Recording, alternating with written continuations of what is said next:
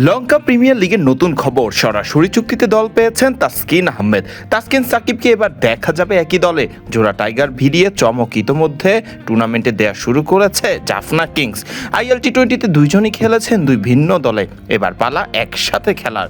তাসকিনের পর নতুন করে আরও দল পাবে কি কোনো টাইগার ক্রিকেটার? এর আগে সাকিবকে দলে ভিড়িয়েছিল জাফনা কিংস। সরাসরি চুক্তিতে জাফনার ডেরায় নাম লেখান সাকিব। একইভাবে তাসকিনকেও বেছে নিয়েছে এই দলটি।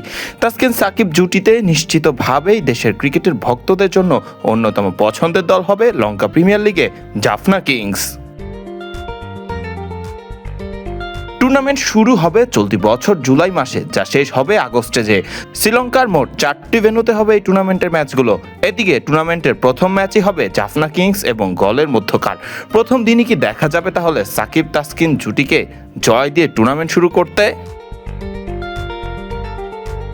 জাফনা কিংস অবশ্য ক্রিকেটারদের দল বদলের আগেই দলে টেনে নিতে পেরেছে সাকিব আল হাসানকে। সাকিব আন্তর্জাতিক ক্রিকেটে না থাকলেও নিয়মিত খেলে যাচ্ছেন ক্রিকেট। আইএল টি-20 সহ বড় ছোট সব মাঠের ক্রিকেটেই নিজেকে ব্যস্ত রেখেছেন সাকিব। যদিও মাঝে গুঞ্জন ওঠে সাকিবের দেশে ফেরার। দেশে না ফিরলেও কিছুটা বিরতি নিয়ে ঠিকই মাঠের ক্রিকেটে ফিরবেন সাকিব আল হাসান। অন্যদিকে বল হাতে মাঠের ক্রিকেটে বেশ ছন্দে রয়েছেন তাসকিন আহমেদ। তাসকিন রঙিন পোশাক এবং সাদা পোশাক দুই জায়গাতেই বল হাতে ব্যাটারদের নিচ্ছেন কঠিন পরীক্ষা। এবার দেখার পালা সাকিব তাসকিন জুটি কতটা ভোগায় জাফনা কিংসের হয়ে প্রতিপক্ষ ক্রিকেটারদের।